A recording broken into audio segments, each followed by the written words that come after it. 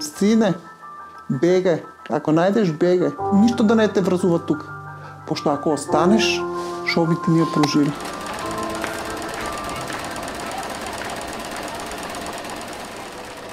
Јас во конфекција работам околу 10 години.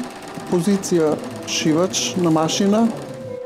Па мој впечаток е, по толку време у текстилна фабрика работено, дека текстилците се најзапоставени како работници, дека треба да се подобре условите и да се зголеме платата.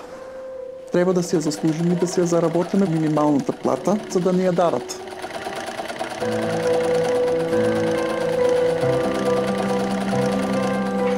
Во некои конфекции има некои си пресметковни листови, ама тие листови се направени како одговара на работодавачот. Можеш ти месецот да имаш 150 пример часа работни, тој ти пишал 200. Си го стимулира тоа ливче на него како ќе му одговара, за да си приложи да си биде газдата чист. Нормите си ги постават работодавците.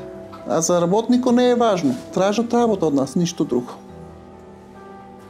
Имаше закон, ако не вадеме до 50%, тие што не вадат работници до 50%, ќе бидат напуштени. Сами си ја стават нормата, кажуваат дека си на норма, ако се сплаќа плата, ти ја плаќат од ден. Колку он мисле дека заработуваш, толку плата даде. Значи нема врска нормата со дневницата. Може би и да си највредена да не земеш ништо плата.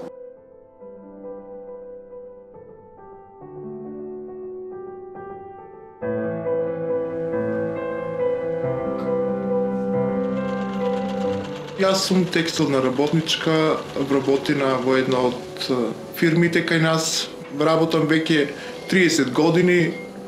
Во почетокот беше многу подобро и условите и платите и се, а сега тоа е на многу ниско ниво, незадоволително, значи во се.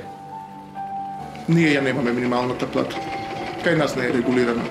Значи едноставно имам само едно ливче на кое го пишува моето име и презиме, ги пишува деновите, колку сум ми работник и значи сумата на пари, повеќе ништо немаме. Договорот никој не го дава да го видиш, ја го немам никогаш видено, не го дава, тоа и го нема. Секогаш саботи работиме, недела ретко по потреба, значи, преку временото не го плаќаат, значи како што треба. Плаќаат нешто, ама не е тоа, значи ти преку времено за да работиш треба да ти плаќа најмалку барем 50% од тоа дене што си го заработил. А тие не го даваат тоа.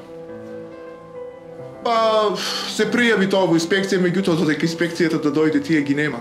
Не знам кој ги известува, меѓутоа тие знаат и додека се рече дека инспекција иде, овие неосигурените ги разнесат и ги немат. Значи на работа по ден-два ги нема, после пак се вратат на работа. Се започне бунт, газата го информира, тој влезе и сите не заплаши што не знам со какви не работи. Значи, ќе ни истера сите од работа, ќе ја затвори фабриката, ќе останеме сите на улица, тој има со што да живее, ние ќе немаме со што да живееме. И неколку да не сакаат да работат, значи кога гледаш дека некој почне да работат, мораш и ти. Едноставно мораш. Тоа е. Многу пати е јавено во градот нашата инспекција што е, значи меѓутоа не реагираат. Исто така имаме пријавено до синдикатот на државата во Скопје. Ништо, значи ништо и од таму, не ги интересира.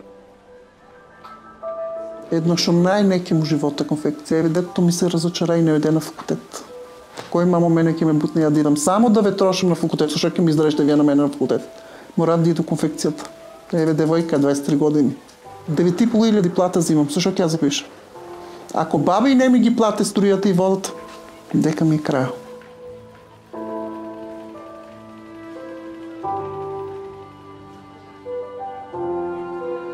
Само се справувам во животот со се. И ми е многу тешко. Ама морам, значи морам да го изведам детето на еден пат. Детето сега ми завршува средна, искрено се чудам како ќе го испратам на факултет. И морам да го пратам, значи.